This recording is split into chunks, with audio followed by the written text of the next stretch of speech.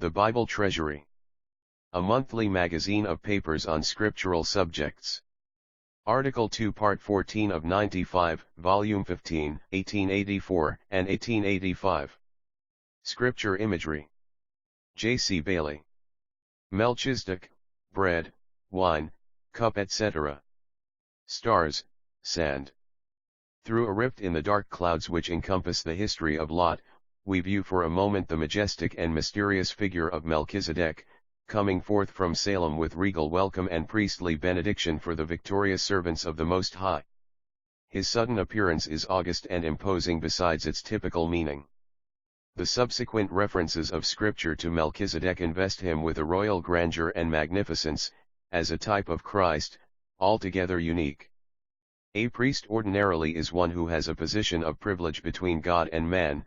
Towards man, his function is to disclose the will of God, and towards God, he has to advocate, by sacrifice and intercession, the cause of man.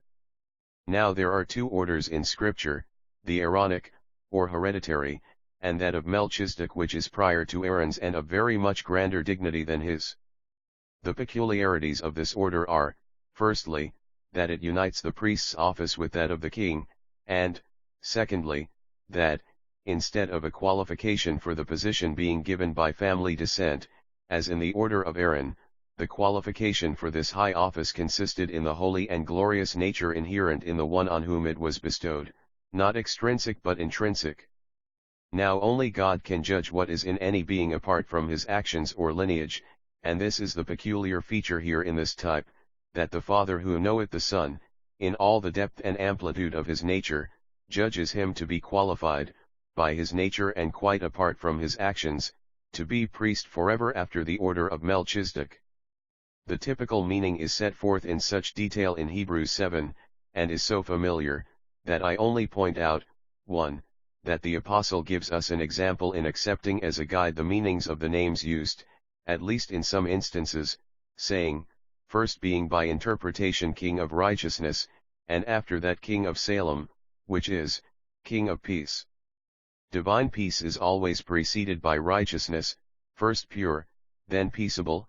Righteousness and peace have kissed each other, and the work of righteousness shall be peace. James 3 verse 17, Psalms 85 verse 10, Isaiah 32 verse 17. 2. He shows that the silence of Scripture may be full of meaning sometimes. No mention is made of any genealogy of Melchisedek in the Old Testament, from which silence he deduces an important chain of reasoning. 3. This priest is a perfect intercessor. Hebrews 7 verse 25. Abraham's intercession for Sodom, for instance, was exercised 6 times.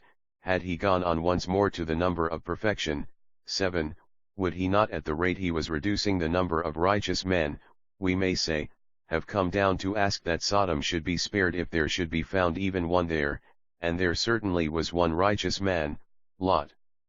Who can tell what the result of perfect intercession would have been even in that extreme case? But this priest after the order of Melchisedek is able to save to the uttermost, seeing he maketh intercession. Of course, there is no special caste of priesthood in the present dispensation, for the simple reason that all Christians are brought into this lofty and privileged position. Ye are a royal priesthood, says Peter, writing, not to any clergy or officials amongst them, but to the strangers scattered. In Revelation 1 verse 6 it is said of us that we are made, Basilian, see note, a kingdom of priests.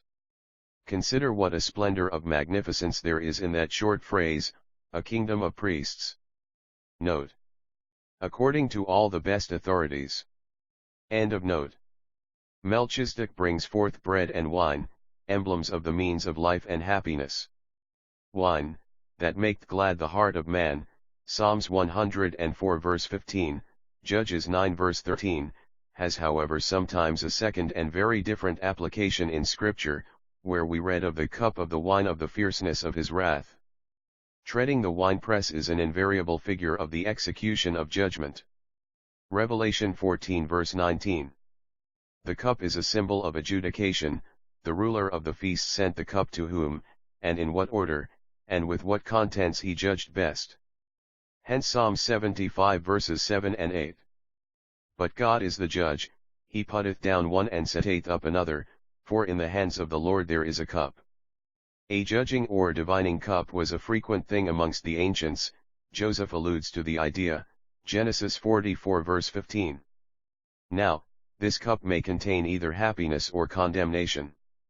It may be either the cup of blessing which we bless, or its contents may be of a nature so dread and awful as to cause the most patient of all sufferers to pray, O my Father, if it be possible, let this cup pass from me, nevertheless not as I will, but as thou wilt. There are two other humble domestic utensils which also are used to convey stupendous revelations of the divine nature. One is the bottle of Psalms 56 verse 8, Put thou my tears into thy bottle.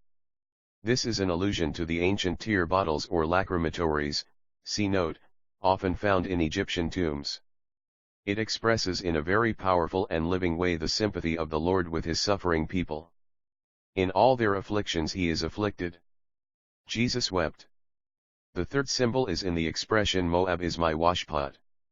Psalms 108 verse 9.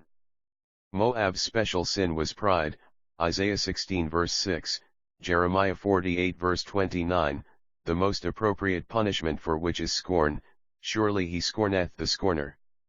Note. The bottles of the New Testament have nothing to do with this, they were skins. End of note. Abram then receives the promise of posterity, and his name is changed to Abraham, father of a great multitude when as yet he had no children at all. But God's promise is better than anyone else's performance.